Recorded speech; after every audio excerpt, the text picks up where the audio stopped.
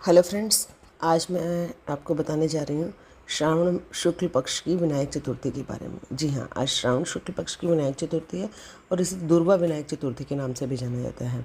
अब बात करेंगे हम कि शुभ समय क्या रहेगा पूजा का और किस तरीके से हमको पूजा करनी चाहिए और इससे जुड़ी कथा के बारे में। तो मेरी वीडियो को एंड तक ज़रूर देखिएगा, जुड़े रहिएगा मेरी वीडियो के साथ। आपको पूरी डिटेल इन्फॉर्मेशन मैं दूँगी। आज की पूजा का सबसे शुभ मुहूर्त रहेगा सुबह 11:06 से दोपहर 1:44 तक। 1:44 भी आप उसको बोल सकते हैं। और आज चतुर्थी तिथि शाम को 4:52 तक है। ब्रह्म मुहूर्त जो रहेगा सुबह 5:27 से 6:06 तक। और सर्वार्थ सिद्धि योग सुबह 5:51 से पूरे दिन तक रहेगा, लेकिन शाम को 7:17 से 9:04 तक राहु काल शुरू हो जाएगा, तो उस टाइम पे पूजा करने से बचें। अब बात करते हैं कि पूजा किस तरह से करनी चाहिए। हमारे हिंदू धर्म में कोई भी पूजा सुबह स्नान आदि से निवृत्त होकर अच्छे साफ़ सुथरे कपड़े पहनकर ही की जाती है। तो ये तो बेसिक चीज़ है, ये मैं आपको कई बार बता भी चुकी हूँ और आप अपने आप भी जानते हैं।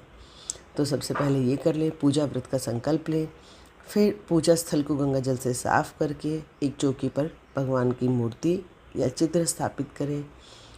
फिर आपको क्या करना है, गणेश जी को सिंदूर, अक्षत, रोली, लाल फूल, जनेऊ ये सब अर्पित करें।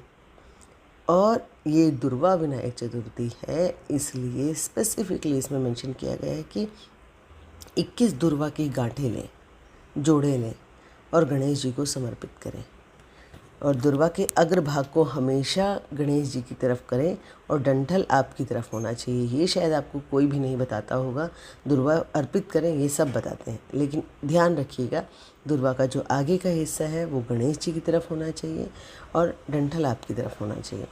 भोग में मोदक, बूंदी के लड्डू, गुड़ का भोग लगाएं, आरती करें, पूजा पाठ करें, धूप दीप लगाएं, ये सब तरीके करें और संकट नाशन गणेश स्तोत्र का पाठ करें या गणेश चालीसा का पाठ करें।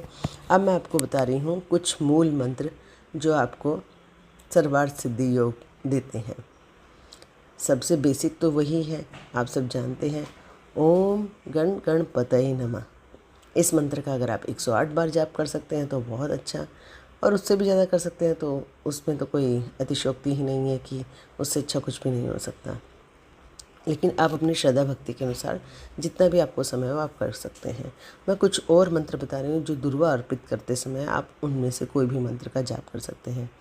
ओम गणाधिपाय नमः, ओम उमापुत्राय नमः, ओम विघ्ननाशाय नमः, ओम एकदंताय नमः, ओम सर्वसिद्धिप्रदाय नमः। तो ये मंत्र का आप जाप कर सकते हैं। और अब मैं आपको बता रही हूँ कि इस गणेश चतुर्थी का विनायक चतुर्थी से जुड़ी हुई कथा के बारे में, ध्यान से सुनिएगा। अब बात करते हैं दुर्वा विनायक चतुर्थी में भगवान गणेश को 21 दुर्वा अर्पित की जाती हैं और यह व्रत विघ्न बाधाओं को दूर करने, बुद्धि, संतान सुख और पारिवारिक समृद्धि के लिए रखा जाता है। इसमें भगवान गणेश और अनलासुर राक्षस की कथा जुड़ी हुई है, जिसमें गणेश जी ने अनलासुर को निगला था और आगे क्या हुआ था पूरी डिटेल कथा सुनिएगा। भगवान गणेश सभी प्रकार के कष्टों का विनाश करते हैं। तो अभी मैं आपको कथा सुनाने जा रही हूँ, ध्यान से सुनिएगा। पौराणिक कथा के अनुसार प्राचीन काल में अनलासुर नाम का एक भयानक राक्षस था। वह ऋषि मुनियों और देवताओं को जिंदा निगल जाता था। उसके अत्याचार से त्रस्त होकर सभी भगवान, सभी देवता गणेश जी के पास गए। तो गणेश जी ने अनलासुर राक्षस को युद्ध में हरा दिया और उसे अपने मुंह में रखकर निगल लिया। राक्षस इतना ज़्यादा गर्म था कि गणेश जी के पेट में भयंकर जलन होने लगी।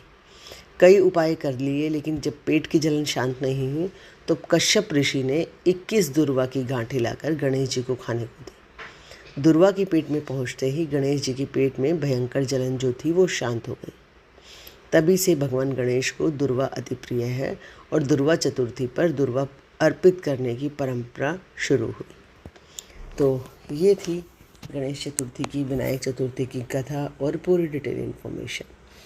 और बाकी और भी मैं आपको पूजा विधि विधान सब शेयर करती हूँ, तो जुड़े रहिएगा मेरे चैनल के साथ। मिलते हैं अगली वीडियो में। Thank you so much, bye bye.